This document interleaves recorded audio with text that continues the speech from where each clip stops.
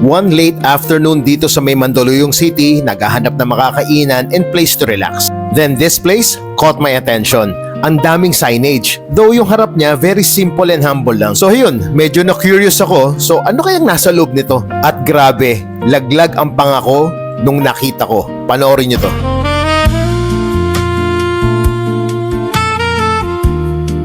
So guys, welcome to Cosingeros Family Kitchen, located at 232 Basilan Street, Mandaluyong City. It's a Filipino restaurant owned by the Santos family, better known as the Cosingeros family. Isang family sila na kilala bilang mga kusinero at mga singers. Kaya din it's very evident inside the restaurant na meron talagang musical inclination yung mga may-ari. Ang lakas din maka-throwback and nostalgic feeling. Maraming beses na rin silang nag-guest and feature sa mga TV shows not only because of their music but also because of their food. And that's also one of the reasons why I'm here to check out their food. Another day, another gutom. At this point, kilalanin at tikman natin yung mga food ng Cosingeros. Take it away, Ate Ryle.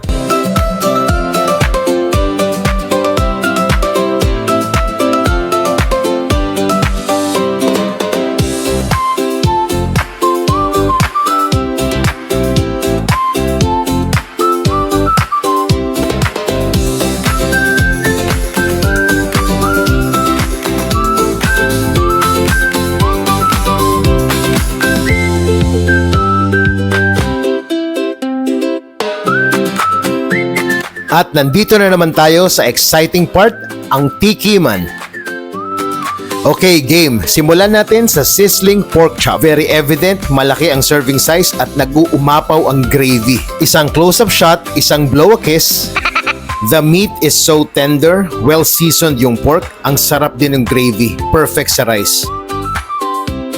Ito naman yung chicken a la Kim. It's an original recipe by Chef Kim Santos, isa sa mga kusingeros, anak ni Uncle John. Again, very tender yung meat, well seasoned yung chicken, very crispy yung balat, at marami akong herbs na nalalasahan. Perfectly cooked din hanggang sa buto. Automatic, one of my favorites to. Next is the bangus budbud. Para siyang bangsilog. Fried bangus, scrambled eggs, tomatoes, and fried rice. Ang sarap nung sausawan ng bangus. Very Filipino, very classic all-day breakfast meal. Ang sarap din nung pagkakatimpla dun mismo sa bangus. Ito naman yung pork budbud. Katulad din ng bangus, ganun din yung mga kasama niya. Pero iba yung lasa nitong pork na to. Malambot at sobrang linamnam. At kita nyo naman, very generous talaga yung servings. Isang ganito for brunch, solve ka na.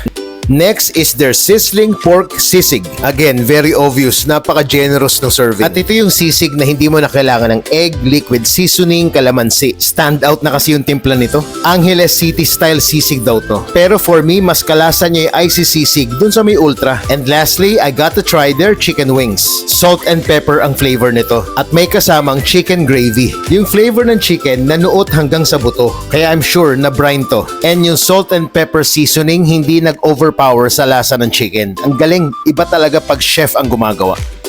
And nasubukan ko rin yung isa sa mga products ng Santos family, ang kanilang classic milk tea by T-Tone. Very classic milk tea yung flavor, not too sweet and very refreshing. Aside sa ambience sa food, isa sa mga highlights ng stay ko dito sa Cosingeros is to meet Uncle John Santos. Siya yung patriarch ng Cosingeros at ka-lookalike ni Noel Cabangon. Hindi lang siya basta talented kumanta. He's very animated at ang sarap kakwentuhan. Masarap din ka-jamming. Sa'yo, kahit maging